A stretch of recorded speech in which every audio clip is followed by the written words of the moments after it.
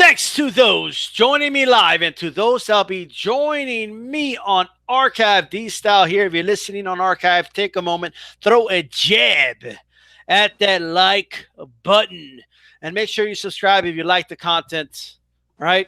And also hit that bell button. That way you're notified every single time D-Style comes on live. I just did my sound check. We're good. All right. And I'm being joined by HAPLOTYPE. What's up, HAPLOTYPE? How's it going, man? Thank you for having me on. Definitely. Look, man, so Tyson Fury recently came out in an interview. We're not going to talk about his fight today. We'll get to that later on. I still want to see more of his opponent's fights before I even touch that fight, all right? But, you know, he has a fight coming up pretty soon. But he came out in an interview and he said, yo, this dude AJ loses again, right? Then he basically said it's a wrap for his ass. He should retire. If he can't avenge his loss to Andy Ruiz, there's really no reason for this guy to continue fighting, right? That's pretty much what he said in a nutshell, right? HAPLOTYPE, what are your thoughts on that, man? Well, what do you think about that? You agree with Tyson Fury? Not completely. I mean, you know, AJ's an attraction. I think, you know, he'll always garner some views and stuff like that just based on his fan base and being from the UK and what about being his a looks? Big guy. Yeah, his looks. What about what do you like? Stephen A. Smith saying things like he's got the body of Adonis, and you know how dudes talk about his body and shit. Like it matters. Shit, right? I mean, no, so, all that stuff really frustrates me because it's really not relevant. He's got the body of Adonis. I can't believe he lost. Like it's a disgrace. Yeah, man. That's all funny, and I love it. But, you know, I don't think he should retire necessarily if he doesn't beat Ruiz. I actually don't think he should fight Ruiz again right away. I think he should chill out. He should have fought David Price or something. That's what I think. Exactly. That's what I've been thinking because take a rest and – you know, fight a big domestic fight against David Price, who is like, you know, really popular, at least at one point. More chinny than you, right? Yeah, exactly. He can win that, you know, most likely. And, you know, then he can come back from there. If he fights Ruiz again and loses, it's going to be really tough for him to come back. I think it's going to be tough for him to come back, like you just said, and I think that's what he's alluding to. I mean, what is there left to do? I mean, think about it. He's already this guy's made multi-millions of dollars. Tens of millions. Too much. Right? He's made a lot of money, guys. I get it. He fought in those stadiums and over there in England, and he sang Sweet Caroline and they made it rain on him like he's a male stripper and shit because he's got the body of Adonis, you know. But what I do know is that, I mean, I don't think this. He might just retire. I think he might just be done. Am I crazy thinking that? I think the dude will be done. I think they're gassing him up to where he has to like go back in there. Just like if he was having problems in the locker room and they made him go out there, if that's true, which I don't necessarily believe, I think they're doing the same thing again and gassing him up and like, dude, you know, you got to come back, jump back on the horse. And all that. You fell off the bike. You got to jump right back on the bike. And he didn't fall off a bike. This dude. He fell off a building. This dude fell off a cliff, bro. Okay. This was a nosedive. This was no fall off the bike. Okay. All right. He fell off maybe a motorcycle going 80 miles per hour. He fell off of that. Yeah. You know? Yeah. You're right. But he didn't fall off no bicycle. Got AJ 10, sir. AJ 10 in the house. AJ would be a European level fighter if he loses in a rematch. He also says a guy outside the top 5. I'm assuming he's saying that's what he should fight next, and I kind of agree with that. I think a David Price or an Audley Harrison in a year or so. Harrison, leave Audley Harrison alone. This is getting knocked out enough. I don't know. Maybe he could beat AJ at this point. Well, who knows? But the chandelier has been broken, folks. I mean, this AJ himself feels like he needs to avenge this loss, right? I got to avenge this loss. My name is AJ. I got to do it in the garden. He's got Eddie Hearn sweating. Eddie Hearn is sweating. Yeah, they're Eddie gassing him Hearn up. for like, Eddie Hearn's like, no, AJ, no, AJ. We cannot do this fight here. We need to do it in England where you have the advantage. He's like openly saying this, right? Like, what is he insinuating, Appletype? He's insinuating that, AJ's comfort zone was violated by him being in New York at Madison Square Garden. But I Well, I mean, got violated. I mean, if you're a heavyweight champion and you can't win at Madison Square Garden, what does that really say about you?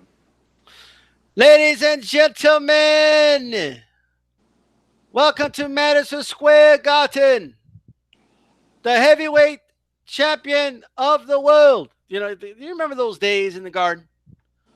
And this dude goes to the garden, Oh right? yeah, And he blows it. I Yeah, mean, it's in he blew sports it. when they say you blow the big one. Like these fans thought the big one was in these dumb stadium fights, which are gimmicks. Okay, these were concerts, bro. Right? Like these were Lady Gaga level concerts. Sweet Caroline, this, Sweet Caroline, that. Once Hey, he by the went way, though, to the dude, pit, Sweet Caroline is an American song anyway. Just USA, putting that out there. USA, USA. Like nobody says that's an American song, right? It is Nobody's an pointing that American out. song. But well, nobody points that out, but they're quick to point out that Ruiz is American, right? I mean, disgrace. Okay, The man who wrote Sweet Caroline was from Brooklyn, New York. Sweet Caroline this, Sweet Caroline that, ba this, ba that. Like this is enough. Once you went to the pit, to an actual fight ground, right? When you're walking down the aisle in Madison Square Garden, they're not singing Sweet Caroline, and you're hearing you're gonna get you knocked the fuck out, AJ, in a New York accent, okay? And when you're walking down that aisle, it's a different feel, right? He was at the Mecca, bro. This was in New York. Okay, New York is worth like 10 times more than like the UK, right? Financially wise, this is the financial capital of the world, right? The Empire State. That's where he was at, and he was in the New York City, where legends are made. Aren't legends made? Isn't that the same, by the way, for the Garden? I don't know. Is that? I think where legends are made. I think that's their quote or whatever. Oh. Right? But I It's a will good say quote. this. All right, he failed. Right? In sports, Habitat, there's a saying. The saying is blowing the big one. Is it fair? It's fair to say if he blew the big one. Absolutely.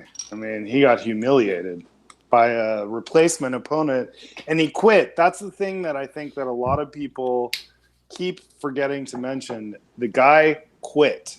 No, but you don't understand. He wasn't all there As much as neurologically. Victor Ortiz quit, he quit. No, Period. but they're arguing that he was neurologically not there. That he just didn't know what he was doing.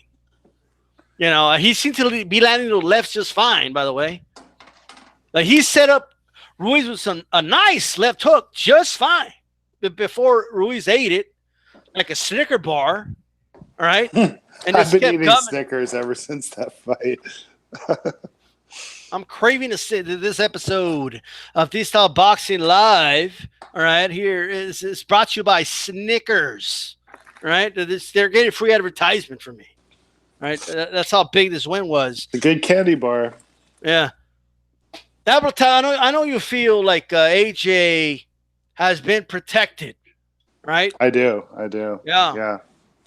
To a degree, for sure. I mean, he does have a good resume for someone who only had 22 fights, but I think a lot of that is that that shine you get from being an Olympic gold medalist, and you always come back in. You always come into the pros with a boost if you're an Olympic gold medalist, and I think that really helped him get a lot of fights earlier than he would have had he not had the gold medal.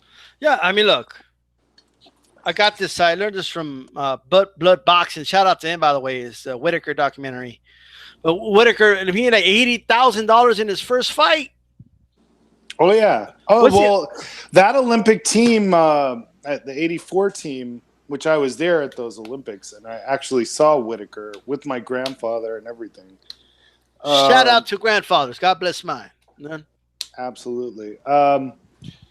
They all had a big coming out party. I believe it was at the Forum. There was like a big fight card. All their first fights were huge events. You had Breland, you had Whitaker, even Holyfield, who got robbed at the Olympics, and they had a big coming out party. They all got a boost from winning those gold medals that they Gold won. medals matter, folks. Anyone who thinks that gold medals, right? I don't know if you're moving coins there or what, HAPLOTYPE. I don't know what I'm hearing there, but I'm trying to make my son dinner real quiet. Go. That's right. Like, what is this? This is playing with his change. No, but as far as that goes, definitely. All right, most definitely, there is a boost when you win a gold medal, without a doubt. Look at Lomachenko, 2-time gold medalist, boom, title shot, second fight. He didn't win it, okay, but he got a title shot at second fight. Shout out to Orlando Solido. I just wanted to throw that cheap shot in. But I don't know if he was protected. I kind of agree with what AJ10 saying in the chat, that he was more manufactured, more so than protected. Yeah, I mean, that's semantics, really. I mean, I thought in that Parker fight, the way the ref was behaving, I mean, smells really bad to me. Like, I think that guy was protecting him. The ref protected him, you feel? Yeah, that, tying of the tape and all that, and they didn't give the same treatment to Parker. And I noticed Parker fight on the inside at all. I mean, yeah. That smelled really bad to me. I think that's why they want the fight in the UK. That's what I think. Yeah, maybe they want that same ref. Who knows? They want some. They're openly admitting, basically, Eddie Hearn is saying it without actually having to say it. And what advantage is Eddie Hearn talking about? Like, what do you mean that Andy Ruiz had an advantage because the fight was in Madison Square Garden? Well, he's not from New York either. He's not from New York, but not only that, he was a last-minute replacement. Okay, it's not, when these tickets went on sale, it wasn't like Andy Ruiz was already in the ticket, from jump. And a lot of sure, now it's a different story, but in that fight, it's not like it was like when a building is packed with Mexicans, like you notice, it's very noticeable. Okay, it's a noticeable thing. And it would have been sold out, right? So it's this nonsense that he had the advantage, and it's all nonsense. Okay, both guys fought it in a 20-by-20 ring, and AJ lost, man. And he got knocked down 4 times. He got his ass whooped and quit. He got knocked down. Well, actually, he got knocked down 3 times, and he bent the knee the 4th time. Okay, actually, and spit out the mouthpiece. He spit out the mouthpiece. He backed up. He didn't listen to the ref's instructions. See, the ref still gave him an opportunity to continue, and he still didn't want to continue. With people comparing it to Tyson, Tyson's mouthpiece got knocked out of his mouth. So and he was trying to pick up the mouthpiece. Yeah, if he had just gotten up and forgot about the mouthpiece, he might have beaten that count. Yep. Who knows? I mean, who knows? But yeah. I do know this. I do know AJ lost. And I do know there's a time for everything. He quit, in my mind. Ladies and gentlemen, there is a verse in the Bible that says there's a time. There's a time for peace, a time for war. You know that verse. Yeah, the Birds made a song about it. For every season, turn. Well, I don't think the Bible says turn that many times. All right, but they made a song. But nonetheless, there's a time to humble yourself. AJ and his team and his fans need to humble themselves. It's time to get humble. At least some of them are, but a lot of them not enough of them.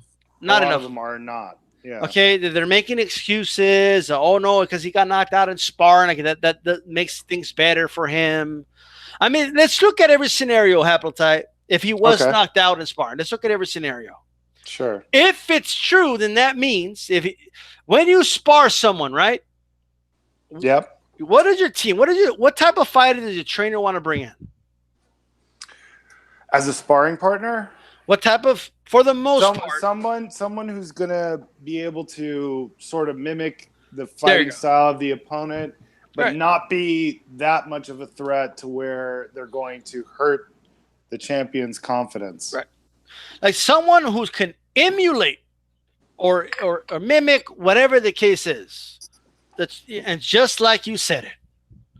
And so if that's true, if he's getting knocked out by someone like that, then obviously, okay, that's not a good sign, right? That's a horrible sign. That's a horrible sign. Okay, that means that he was getting beat up by that style in sparring. That's what that's telling me. To the point where he got knocked out, and I'm starting to believe the rumors, by the way. Right? But whether now I don't believe it. But either way, that's if it happened. Not only that, if it's true that he was getting beat up and you know, the reality is, this is the heavyweight champion of the world. Like, how are you letting that happen? You can't. How are you letting this happen, right? But not only that, okay, if it's not true, then it's all a lie anyway, and he got knocked out anyway. I think it's all a lie and a bunch of excuses, personally. The guy quit, and when that happens, you know, there's always a million excuses. When we were on live calling the fight, I said to you, like, oh, man, I wonder what the excuses are going to be. And, boy, did they come with a gang of them. And what a coincidence that when the ref stops it, all of a sudden, AJ like, no, I'm ready to go. You know, like, no, like, okay. Half-assed it, though, but still. He didn't walk forward. The ref said walk forward. He did not walk forward. Now, I have a lot more sympathy for someone like a Meldrick Taylor, who was being distracted by his corner and looking away from the ref and not coming out of the corner, getting waved off at the last second and the end of the fight, than I do for somebody who clearly doesn't want to come out of the corner and just is faking it and then smiling and cheesing in the camera after the ref waves it off. AJ 10 just said a lot of his Mexican friends didn't even watch the fight. A lot of my family didn't watch the fight. All of us, they're fans all of a sudden, right? But they didn't know who the hell he was before. Okay, Boxing Dialogue, a lot of people have never seen or heard of Ruiz. Real true. But Boxing Conversation with Reggie Owen says, salute. What's up, bro? Many AJ fans doing 180s. And as AJ said, sparring is like practice. You want to spar guys similar to your opponent. And somebody similar to the style of Ruiz, but not giving that trouble. Dangerous. Yeah. Well, you could still fight a dangerous guy, but there's an understanding that it's sparring, you know? Yeah. But even if a dangerous guy, like you're the heavyweight champion, right? Like no one should be more dangerous than the champion. No, nobody should be more dangerous than you. Okay? Exactly. Look, Ali had some tough sparring partners, but you never heard stories of him getting knocked out in sparring. Oh, Larry Holmes was a sparring partner of his. Yeah, of course. Julio Cesar Chavez had his sparring partner was Jose Luis Castillo. That's right. All right? So, like, you didn't heard, like, either there was some respect there. They had too much respect for him to come out and say, oh, I got the best of the champ. Or, like, he wasn't getting the shit beat out of him. One or the other. Right? But obviously, there was not enough respect for AJ in his own fucking training camp. And that should tell you a lot, guys. That should tell you a lot about him. Yeah, I still think the whole sparring thing is a rumor. If he doesn't avenge this loss, it is a wrap for his ass. Okay? So you think he should retire? I agree with Tyson Fury. Said? Oh, okay. Well, I mean, I can't tell a man what to do. I'm not going to tell him what to do. But do I think he should? Yes. I think he should retire. I think it's a wrap. There's nothing like why stick around? There's nothing stopping him from retiring. Why? He's Why made a ton of money. Why keep getting knocked out for AJ? For what? Like because you want to prove to your fans that you are what they said you were? She didn't like AJ. They liked the idea of AJ. The right? big burly, champion. Yeah.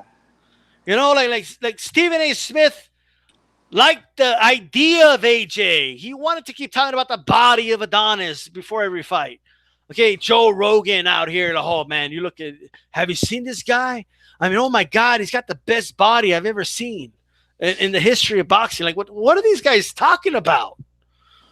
It is insane to me, and it's almost poetic that the worst body a heavyweight champion has ever had beat his ass. Yeah, I noticed when you said earlier, like somebody in the comment section said that Ruiz wasn't really on anyone's radar. I've been aware of Ruiz for a long time. I just never thought he could possibly beat AJ, and probably I'm guilty of being, confused by the optics of it. I wouldn't have thought Ruiz could beat him. I think the proper prediction was the one we both made. I'm gonna keep it real. AJ can. I still believe he can beat Ruiz. I just don't think. It's gonna be tough. I question his mental toughness. Dude. Yeah. I question his. I mean, there's other stuff I question. Right. I don't know who came up with the game plan, a jab into the body, like was smart, or I don't know who came up with that game plan. Right, using that height for nothing. Jabbing to the body would have been good if he was going upstairs and downstairs. You have to be smart about it, bro. Like if you keep getting caught every time, you got to bend the knee in 90-degree angle. It doesn't make sense. But you got to go upstairs and downstairs. Not just it's not just that. Even if you vary it up, it's not smart to do it after you got knocked down twice. True. Like I just think there was no adjustments made. He's never been in a position aside from the Klitschko fight, right? But Klitschko let this dude off the hook. Klitschko was old already, right? But the reality is that's past. We'll let that be. AJ Ruiz, we'll see. I want to talk about the negotiations. There is a rematch clause. Eddie Hearn right away said, we're going to do the fight in the UK. Andy said, Eddie, show me the money, Eddie. Right? And Eddie, is coming out saying Joshua wants to do the fight, in Madison Square Garden.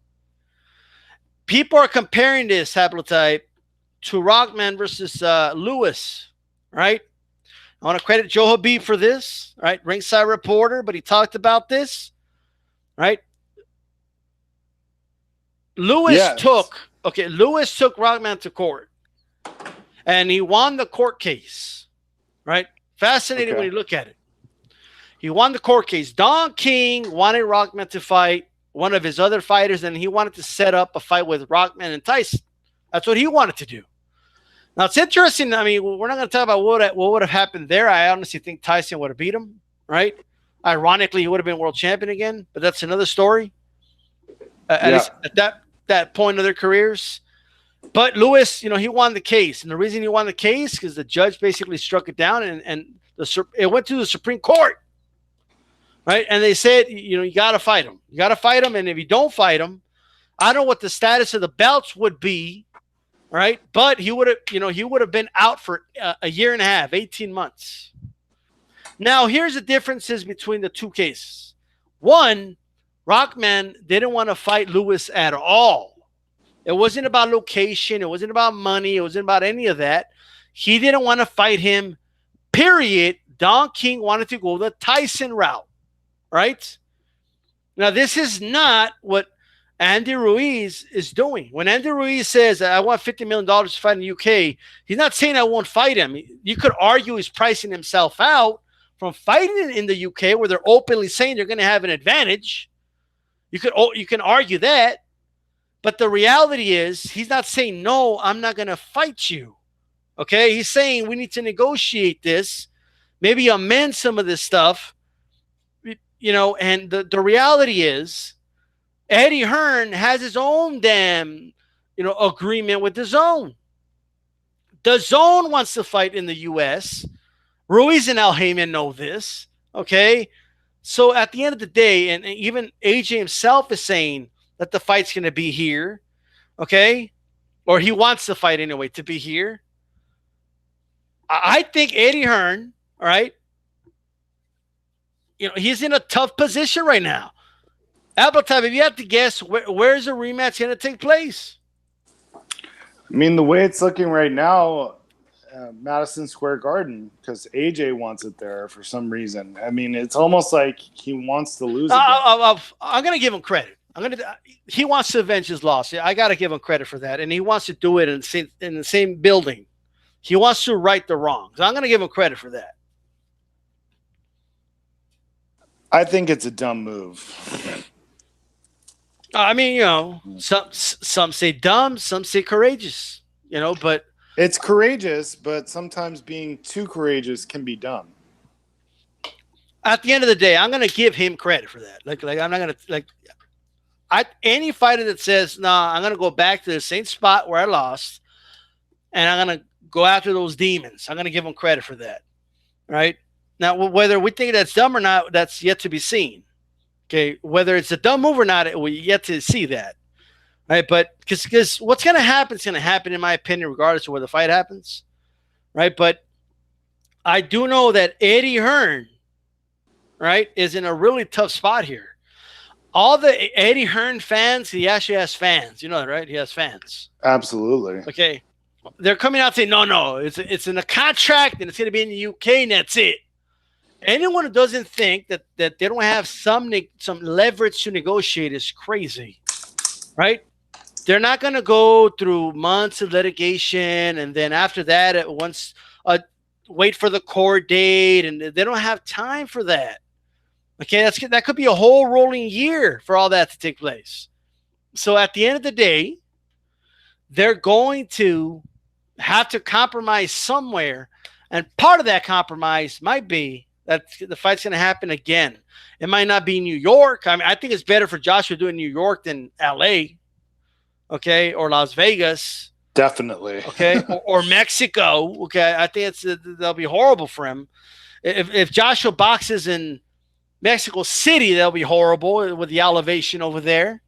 Okay, I mean he'd be breathing hard by round 2.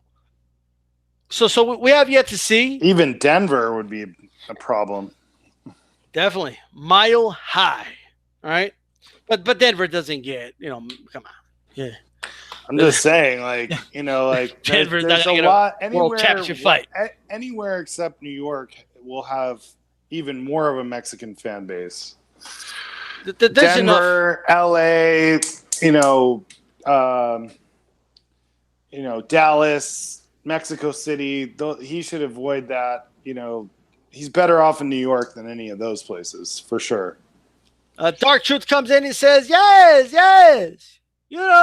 This box, big drama show, right? But I agree, man. There's a lot of, things to say. AJ 10 says, AJ has 23 guys in his camp. Why do you need such a big camp to prepare for a fight? 23 guys.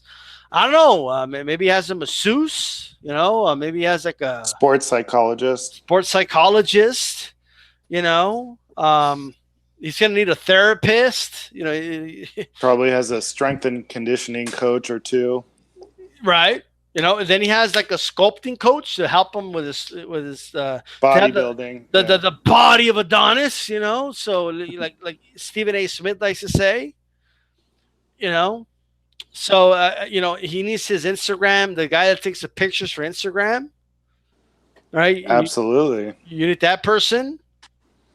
Okay. Yeah, I think AJ might have aspirations to become a Instagram model. Yeah, well, he's a heavyweight champ. The heavyweight champ doesn't carry a selfie stick. He hires somebody to take the pictures. I think he has both. Might have both. Come on, you can't be a heavyweight champion using a selfie stick, bro. That doesn't even sound right. Like, how does a heavyweight champion of the world former heavyweight champion walk around with a selfie stick? I don't know. He's getting knocked out in sparring, so Interesting. Very, very interesting. I don't know what to say about that. I think the fight's going to end up in the U.S., to be honest with you. If it does end up in the U.K., that means they compromise. Like either they're going to compromise with the money and pay Ruiz more money to go to the U.K. It might not be 50 million, but it's going to be show me the money.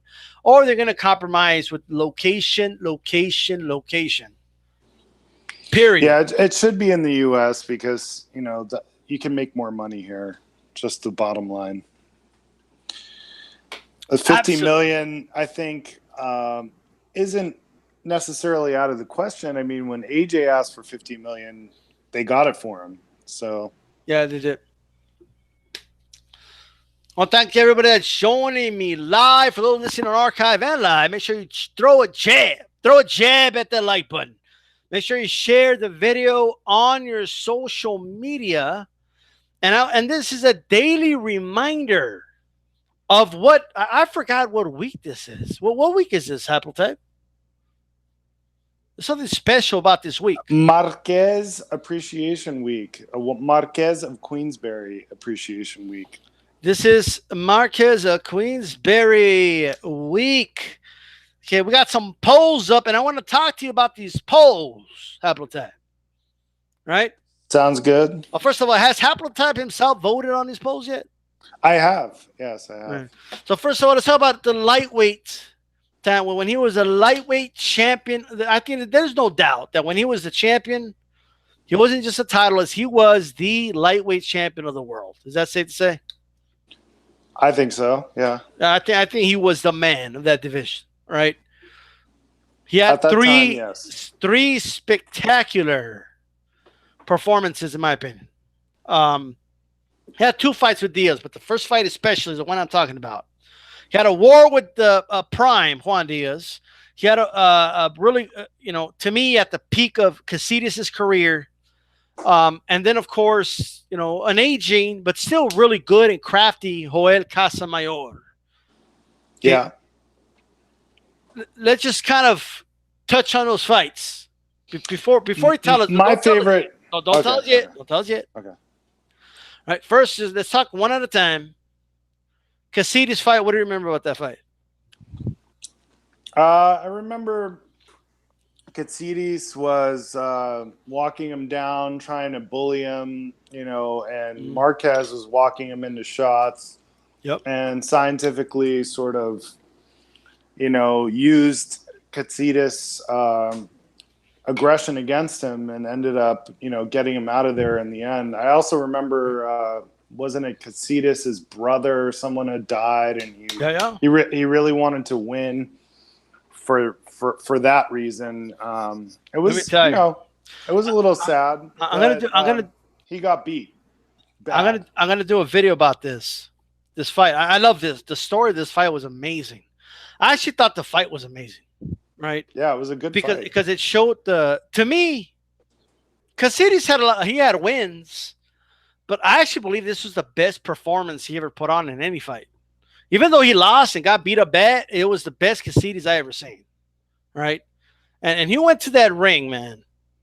And let me tell you, the story going in was, this was the narrative, but it was a good one. Right? In Greek culture, or at least according to Larry Merchant, this could all be bullshit, folks. But like some Greek person might listen to this and be like, "What the fuck? We don't do that." But I'm just telling you, this was a narrative, though, that in Greek culture, they don't have once somebody dies, they mourn for 40 days, and then there's a celebration after that time. And it just so happens to be that was the 40th day from the passing of his brother. And Marquez, and of course, if he wins, they're going to celebrate. He's the lightweight champion of the world. And he beat a legend, Juan Manuel Marquez. Now, for the first 2 rounds, I'm not even going to lie, I was thinking, man, this might be a little too much for Marquez. All right? Because that pressure was real. Casillas was really coming. He was using his power. He was using his strength. And he was having, to me, the first best few rounds he's ever had. I think Katsides had probably the best training camp he ever had. He looked the best he ever did, and he came in. And Marquez, what I noticed is, it's all, like that saying, like somebody turns old overnight. Yeah, like Katsides was out of energy over a round. Like out of nowhere, like Katsides was done. Like like Marquez dismantled him before our very eyes, and we didn't even know it.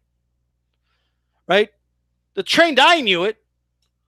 You saw it in the replays. He was sinking in. I know that Katsides had a great training camp for that one. Because he trained out of the Fortune Gym, if I'm not mistaken, in Los Angeles, a place where I've worked out a few times. And a friend of mine was actually a guy that I've sparred with, was one of his sparring partners for I think it was for that fight. I'm not 100% sure, but it was around that time. Yeah, oh yeah, and he was looking great, So you're right. I just know it was like from one round to the other. I got to rewatch that fight before I do this video, but I just remember saying, well, what happened? Like all of a sudden, like, he's getting his ass beat. Like Marquez just figured him out, and then it was all she wrote, but like he dismantled him while it looked like, just like the first Juan Diaz fight, which we're going to talk about next. It's just, he was just landing some short shots inside, really good counters. Off the ropes, he was landing some good counters. Marquez is one of the best throwing counters on the ropes. Okay, yeah. I mean, he was unbelievable at that. But there was that, okay? So that was a big win. Juan Diaz fight, Haplotype. What do you remember about that fight? Oh, man, that uppercut. Yeah. That uppercut that took Diaz out. I always liked Juan Diaz. I never thought he was all that great at boxing, but he had a lot of heart, and he was putting the pressure again on Marquez in that fight. And I think he had a knockdown, if I'm not mistaken, on Marquez at some point in the early mid rounds, and then later in the fight, Marquez. This is all going off memory from years ago, but I haven't seen these fights in years. Yeah. Yeah. But I remember the punch that took Juan Diaz out was that amazingly perfect uppercut, and you just saw his head go up in like slow motion and do a 360, and he just crumbled down, and he was bleeding. And Marquez was great at walking guys into things, letting them think they were winning a fight when they really weren't, where they would get too confident and keep playing into his hand with the counter punching. So yeah, I mean, of all, I guess I shouldn't say which is my favorite yet, but people could probably guess. So look, when he was look, let me tell you something, man. I remember when they showed a replay. They always say, "Oh, if you back a guy up, he can't throw punches," right? Well, apparently not true of everyone. Okay, Marquez was doing a moonwalk, okay, and landing punches on this dude. Okay, I mean, it was unbelievable. I remember like a sequence of punches while backing up until he hit the ropes, and then he hit another combination. It was great. It was beautiful. Right? What about the Casamayor fight from Cuba? Of all three of these fights, I remember that one probably the least. Fair enough. I remember that fight, and I remember Casamayor was already a little bit old. True. Yeah. Didn't really understand why the fight was happening. He was a lineal particular champion. Time. Oh, is that what it was? Casamayor was a lineal champ. Yeah. Yeah, probably not the most qualified to talk about. I did see the fight, and I remember it, but just vaguely. Casamayor had just come out beating Michael Katsides, actually, which was another great fight, by the way. But that's another story. I think Katsides made a lot more mistakes in that fight. He improved a lot when he eventually got to Marquez. Learned from it and it got better, and but unfortunately, he ran into Marquez. But yeah. As far as the Casamayor fight, I just thought it was a great chess match, man. I mean, these were two chess masters in there. But Marquez was just, at that point especially, he was just at a better point of his career. And not saying that if they were both in their prime, Casemiro would win, but I think the fight might have gone a distance if that was the case, The So thing is, Marquez held up really well for his age. I don't know who was older in that fight, even honestly. yeah, But Marquez is no spring chicken, and he no. definitely had more durability than his brother did. Well, I mean, his brother was good too, man. His brother was really good. It's just, He was excellent. but the Those lower were the lower the three weight fights class he had with Israel Vasquez. Excellent fights. just the lower the weight class you go, the more punishment you take, because it's just you're getting hit with more, and they're not really knockout punches, so it kind of wears you down. That's the damage you get. Yeah. But so for that, which one was your favorite Of the three that we just talked about? Yeah. Yeah, That's lightweight. The first Juan Diaz fight to me was the most dramatic. I enjoyed it the most. I did like the Katsidis one too. That was really good too. But I just felt like I don't know. I don't know what it was, but about that Juan Diaz fight, I just really enjoyed that one. Definitely. I agree with you. I think without a shadow of doubt, it was the fight of the year when it happened. It wasn't even disputed. I don't think any other fight came close that year. I mean, that was a hell of a fight. Uppercut was just so beautiful. It was unreal. I think that's probably the best. Like Marquez utilized his uppercut like in his whole career. That fight, the best one I can remember right now. Yeah, I mean that's the one that stands out. But that was a huge win. Okay, but that's that. Let's go to the next poll. By the way, you guys can vote for these. If you go to my channel, D-Style Boxing, go to community, you can vote on the polls. Okay, we're celebrating Juan Manuel Marquez. This is Marquez of Queensberry Week. All right, check this out. And that's right, 8810. Marquez did KO Casamiro. I do believe I said that, but what I was trying to say is that I did preface it by saying that if Casamiro was in his prime, that fight would have gone decision more than likely, and it would have been contested on the cards. I think Marquez would still win, but I don't think he would have stopped him. Right. With that said,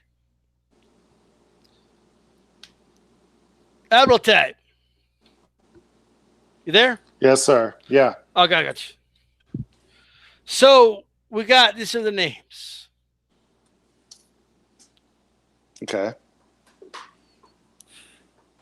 Prince Hamed, Eric El Terrible Morales, Ricky Hitman Haddon. Okay, obviously when Haddon was at 140, Morales, it could have been 126, 130, right? Prince Nassim Hamed at that time at 126. And then there's, people probably think it's controversial to bring up his name, but whatever, okay? Edwin Valario from Venezuela. Right? Wow. A hard-hitting man, dude. Yeah. Or 100% knockout ratio. Maybe there's another, but of all those guys, if you could only pick one, and for any reason, whether you thought it would be a good chess match, a more exciting fight, whatever the case is, okay, meant more for legacy, whatever you want to pick it for, of all those fights, which is the one fight you wish Marquez would have had? Oh, wow. Tough decision. I'd have to say, just being put on the spot, Valero, just because nobody knows what could have been with that guy. I love Prince Nassim Hamed, so I almost want to say him. He's probably my favorite UK fighter of all time. Even though I'm not saying he's the best UK fighter of all time. I don't really know who that is, but he was my favorite. AJ. No. You could argue Lennox Lewis in all honesty. Lennox Lewis, maybe, yeah, for sure. And I do like Lennox Lewis a lot too. But Prince Nassim Hamed was just so unorthodox and so exciting to watch. But I'd have to pick Valero just because, man, I just wish I could see him fight anybody. Right. any big name guy against Valero is a question in my mind because the guy was so vicious. Dude, You I know? remember the forums, man. Before this whole YouTube thing, Yeah. like I was in, like people were like they wanted to see Pacquiao versus Edwin Valero, right? Like that's the fight they wanted. Like, that was a big one, but the one that wasn't. I mean, even the Marquez versus Edwin Valero, that's the one I picked, and that's going to shock a lot of people because I'm a huge Eddie Morales fan, right? But I got Yeah, to be honest, Morales is guys. great too. I mean, that's a Look, really tough decision. let's keep it honest, guys. Okay. But why do you guys want to see that? Like everybody knows Morales would have beat his ass. It would have been a one-sided Morales domination. So I don't want Marquez to get dominated, right? Yeah, I think a prime I'm Morales just kidding. would have a really good chance. I do. I honestly think you're right about that. I think Morales. I'm just being a Morales fanboy, but a prime Morales would have had a really good chance against Marquez, in my opinion. He just had the right style, you know, straight and out enough boxing know-how. boxing dialogue in the chat says I think Marquez was better in his 30s than he was in his 20s, similar to Lennox Lewis. I agree, man. I mean, he was a maestro at 30 years old, right? And he really was. I mean, in my opinion, he became a better counterpuncher at that age. He became smarter. He became more patient. You know, he knew when to do what. I mean, this dude, he just got better with age, like fine wine. You know, like fine wine. A lot like Lennox. You can definitely argue that. The Valero fight. I mean, don't get me wrong. Legacy-wise, yes, Eric Morales versus Marquez. It's a crime that fight didn't happen, right? Marquez got to fight Barrera, right? I'm glad that fight happened. Marquez did come out on top in that fight. That was a great fight. That was a really good fight, underrated fight. And a great build-up, too. I love that fight. I'll never forget that fight. Watching the fight with my grandfather, I'll never forget it. I remember when I don't even like Barrera. Okay, so me giving Barrera credit for anything. I know, you hate Barrera. Okay, it's tough. But I will say he did get beat. Okay, he got beat by Marquez. All right? Do you hear that, Barrera fans? He got beat. I remember Marquez. I was talking so much shit after that fight. Like one of my cousins, a huge Barrera fan. I just called him. I just talk shit. But I remember imitating Marquez because Marquez was like, he literally goes, I win. Every round, I win. Every round, I win. Like he said he won every round.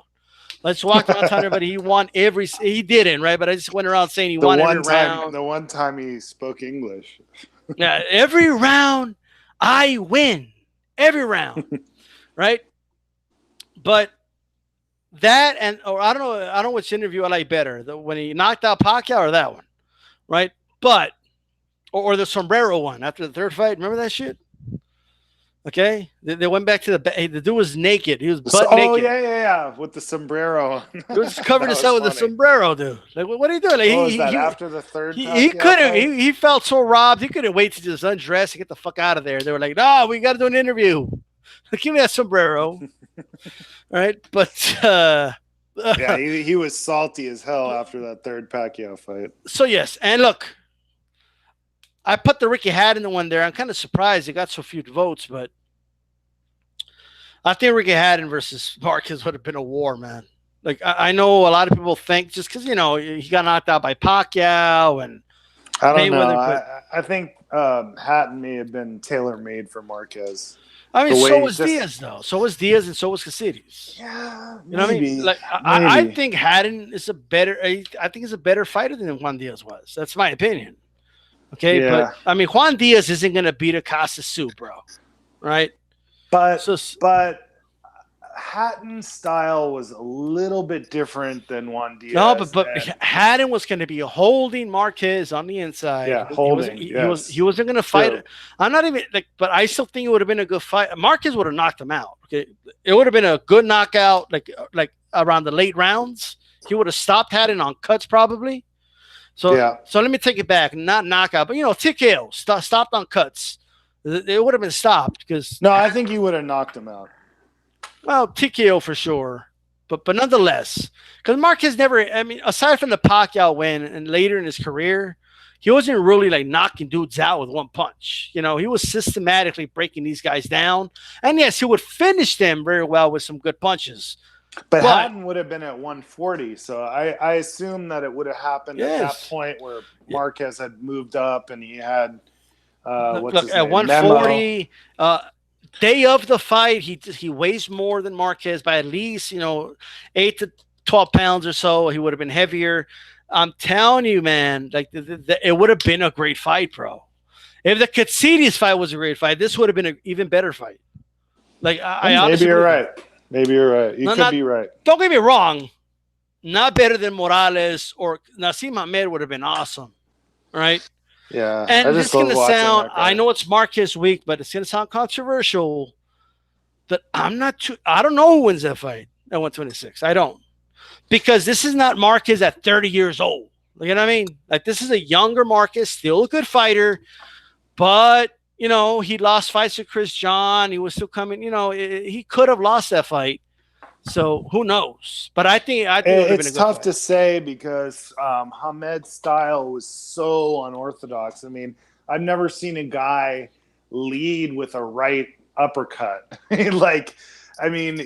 Marquez's style worked better against guys who had more conventional training. Like, the more conventional Pacquiao got, the easier Marquez was beating him. And by the way, go on. No, finish your point. I'm sorry. I'm saying the more conventional Pacquiao got later as he got more skilled, the easier it was for Marquez to beat him, as opposed to when he was wild, like a Prince Naseem Hamed. Definitely. I want to get to some comments here really quick. I read that. Marquez and Morales should have an exhibition. Boxing Dialogue, leave my boy Morales alone, bro. He's fat. He's got love handles. Okay. Marquez is still in shape. So they're going to have an exhibition. Marquez is going to get the best of them, and then people are going to talk shit. Oh, you see, he was better than Morales. That doesn't prove anything to me. We ain't going to do this. So it ain't going to happen. If Marquez hits the burritos and the tacos too, and he gains some Ruiz weight, right? Then they can do it, but not right now, right? Morales been like, well, Marquez was knocking out Pacquiao. Freaking Morales was like enjoying Twinkies and Coronas, right? It's not fair. It's not fair, right? Dialogue says Barrera has no shame punching Marquez while he was down. Yeah, that was a dirty hit. You remember that, Haplotype? Yep. But Marquez did some of that himself too. And Afro-Rican G, we're going to finish with your fantasy. And I do want to thank you for that $2.99 super chat. All super chats go to support this channel, okay, to get some software and get some nice looking shit when this Google Hangout leaves. So you're going to have some nice graphics and all that good stuff that, so they're going to call my graphics like the graphics of Adonis, they're going to look pretty.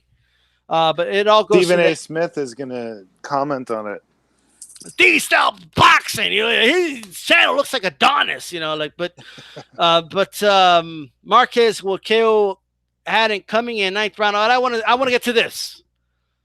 I voted Edwin Valero, man. I can't vote, but I'm saying Edwin Valero versus Marquez is an epic fight. I mean, that fight is unbelievable to me. Just the thought of it. That'd be crazy. Just the thought of it is exciting. It's maybe well, we don't know, like you said, we don't know where Valero's career would have gone. We don't. Right? Yeah, but we know he had a 100% knockout ratio. So yeah, we know he beat the shit out of DeMarco, right? When DeMarco was in, and he outboxed him as well, which was astonishing. But he made him submit like AJ. Look, man. Let me say he didn't bend the knee, okay? But look, I want to say this, man. Right? Oh man, I'm trying to Valero versus Marquez would have probably, like, I know it sounds crazy, but stylistic, just how like Ali and Frazier was just like a match made in fucking hell, but people say heaven. right? Like Yeah. they were hell for each other, but they were heaven for the eyes, for us, you know? Yeah. Great And fights. it just, the styles were just perfect for, like, Marquez and Valero were just perfect. Like, Marquez would be the boxer, Valero would be the aggressor, but Marquez can brawl and Valero can box as well. Okay? Like you would see shifts in that fight. Ebbs and flows. That fight would have been unbelievable. Even more so than, I honestly believe that Marquez versus Morales would have.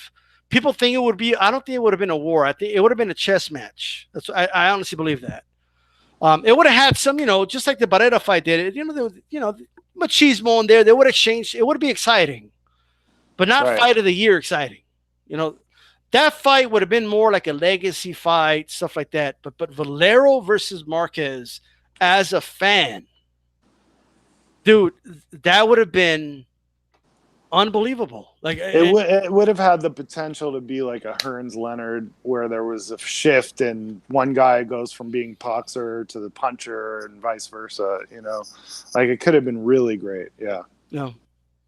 But I want to get to Afro Rican. He did give that $2.99 donation to the channel, to the D-Style Boxing Fund. Right? We do got to wrap it up in a little bit. But we did start late, so we got time. We got like another 5-10 minutes. We're good. But Afro Rican G as fantasy matchup. Loma versus Marquez. What do you think, Hablotet? Oh, God. Marquez. At what weight, though? I mean, lightweight? Pick the weight. I don't give a shit. Okay. I think Marquez would beat him. Pick the weight. Loma, at any weight, I guess. I think Marquez, just because Loma is more of a physical, like at 126. I mean, Loma couldn't even beat Salido, bro. Okay. He depends more on athleticism and actual boxing know-how. Not that he doesn't have great boxing know-how, but to me, Loma, is a little bit like a Roy Jones type. Like he's got such great reflexes and such great. He does, yeah. Just natural athletic ability that I don't think he's had to develop the type of skill that a Marquez had to develop. Look, man. First of all, I'm not saying this, man. I'm being, but okay. Marquez provided a blueprint on how a boxer beats Orlando Salido. Okay, he showed the world how you do it.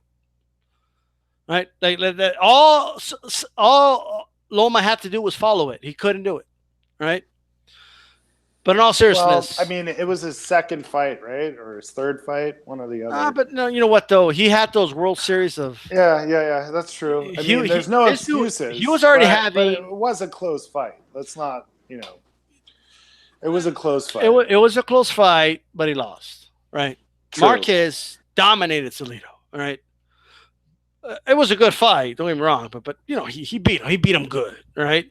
And Salido himself says that the best fighter he ever fought was, whose week is this again? Marquez. He says the best fighter he ever fought was Marquez, and he fought both, right? Now, who would win? Look, 126. Salido way too inexperienced at that weight to beat a Marquez at 126. Okay. 130, I think that's when Marquez was at his best, bro. Right? I just don't see it. I think Marquez beats him. I really do. Okay. 135, now we're kind of, it's getting close. Right? At 135, I got to be honest, I probably favor Salido. I'm sorry, I'm just Lomachenko. I'm sorry. All right. Did I say Salido several times? But yeah. Yeah, Lomachenko. I would favor Lomachenko at 135. It's a 50-50 to me at that weight class, right? Really? I'm surprised. Yeah. Yep, I think so. Yeah, to me, I just it's think a winnable fight for both guys. It's a winnable fight for both too guys. Crafty for Lomachenko. He would find a way to, if he could find a way to offset Pacquiao's athleticism, he could find a way to offset Lomachenko's athleticism. You know, Boxing Dialogue just brought up another point. I mean, um, another matchup: Marquez versus Mikey Garcia at 135. Marquez wins, and the reason I believe he wins is because seeing the way Mikey acted in the second half of that Salido fight. I mean, he's going to face that adversity against Marquez. Has a way of putting that pressure on you while he's boxing you. He just has a way of doing it. And I think Marquez would take it. I really do. 135, Marquez. Yeah, I agree. I agree with that. No, but I think you make a good point, though, man. I just think it's 50-50. Marquez, Loma. And by the way, I think I think where Loma falls short versus someone like Pacquiao is power. I don't think he has the power of a Pacquiao to keep, the first fight with Pacquiao and Marquez where he knocked him down and shocked the hell out of him in that first round. I don't think Loma has the ability to do that. I also think Mikey,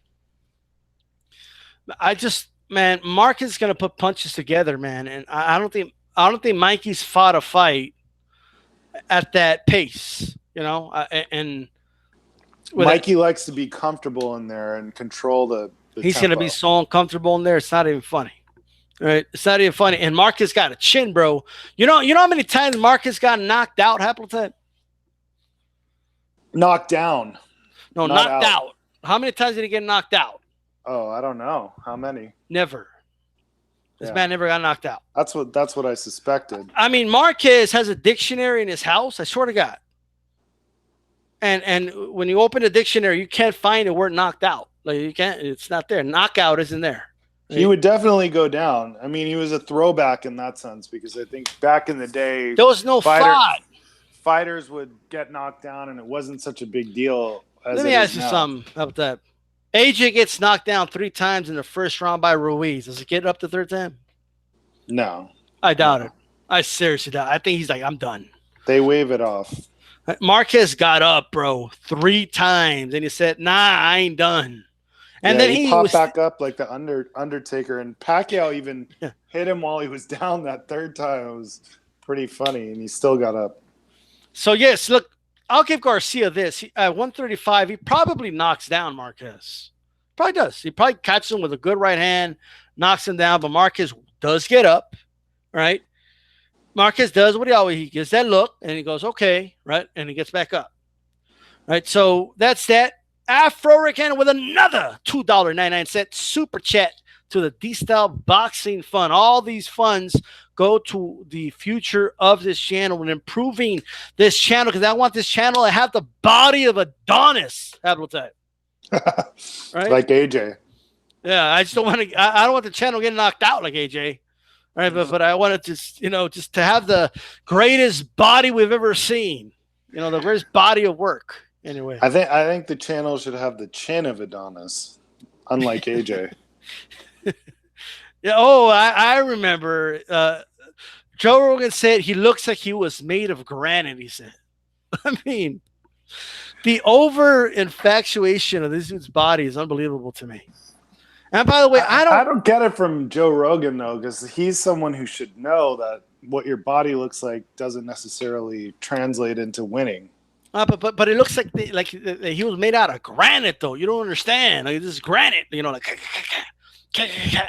I just think it's strange. But I don't believe he has the best body ever.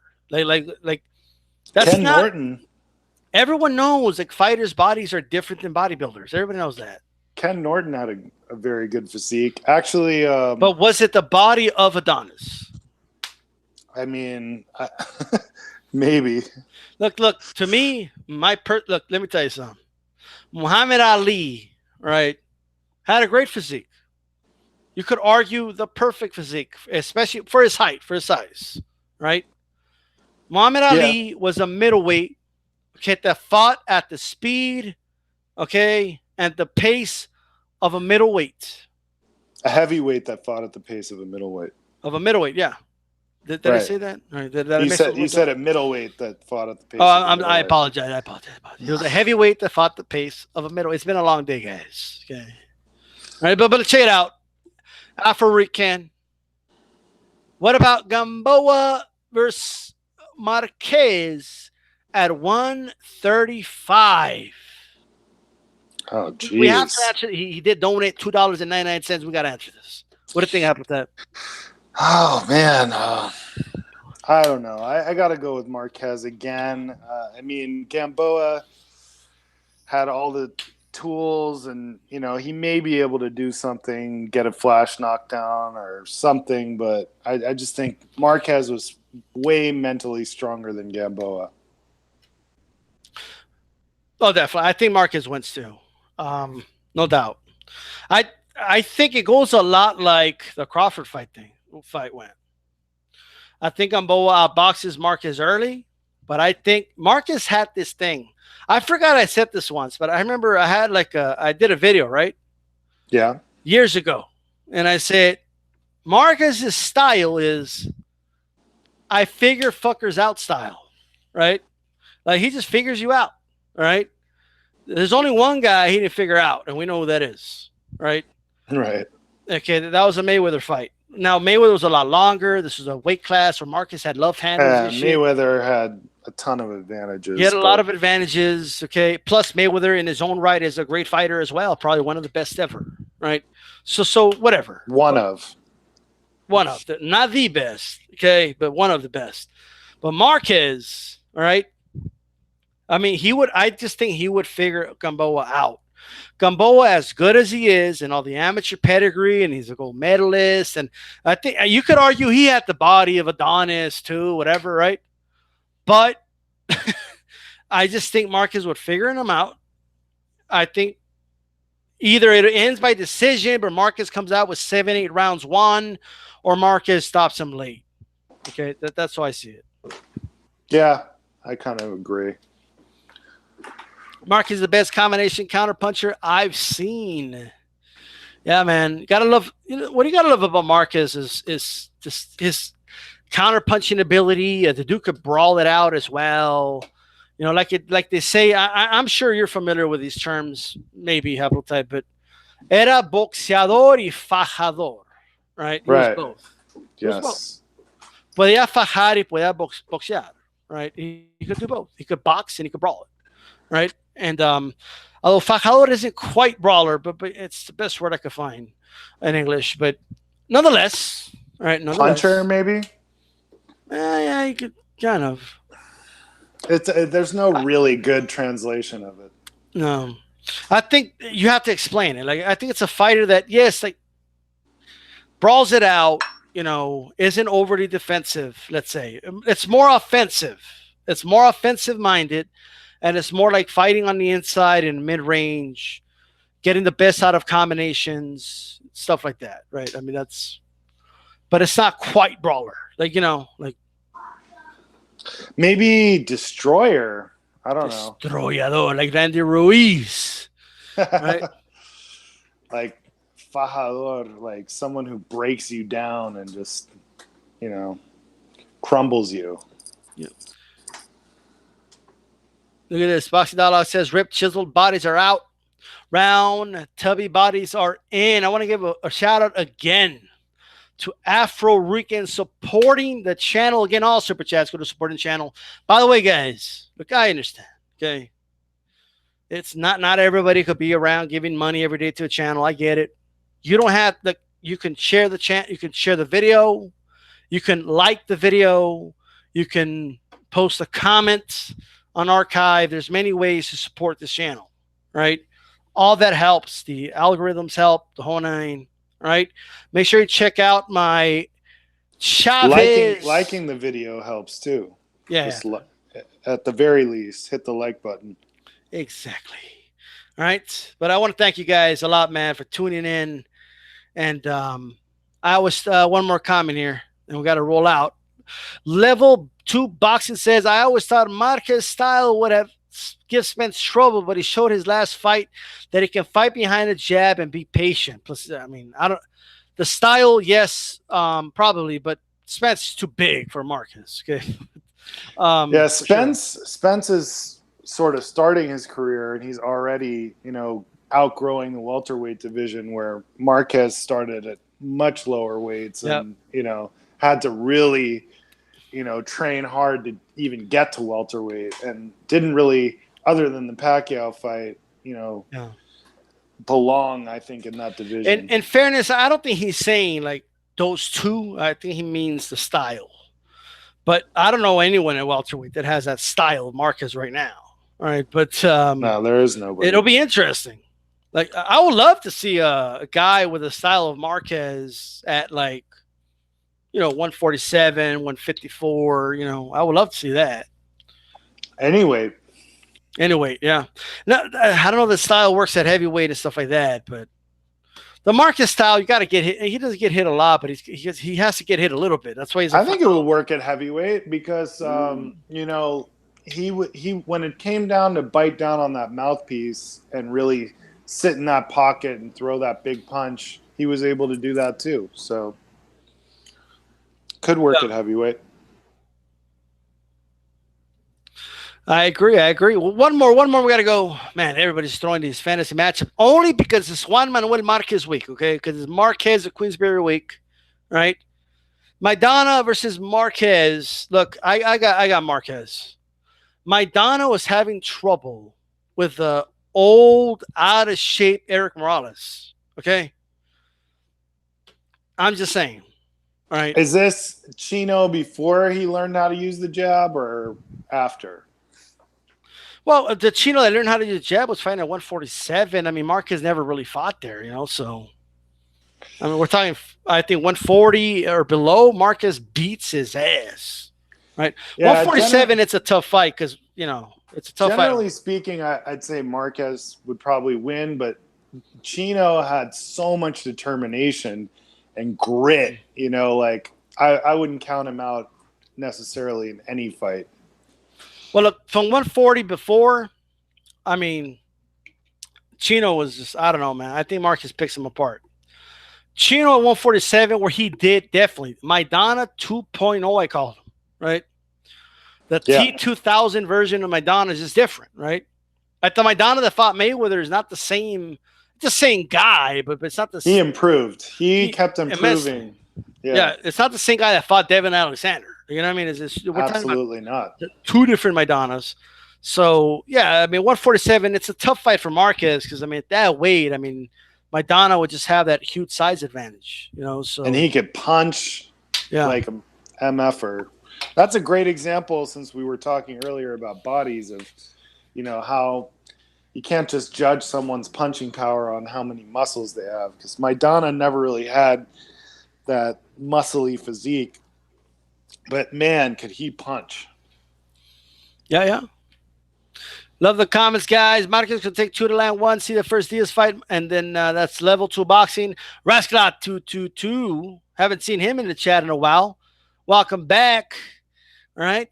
And he says, Maidana. Peace to Raska. What's that? I said peace to Rascalat. Oh, okay. Maidana too big for Marquez. Give me a freaking break. At 147, I said he is. Yes. Isn't that what I said?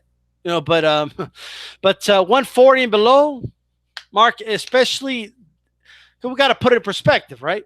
Like whenever somebody says who wins, Tyson or Ali, well, it depends, right? I mean, which Ali, which Tyson? I think most Alis beat most Tysons, but it's. I don't know. That's a tough one. I think Ali, anything post Spinks Ali, Tyson beats, right?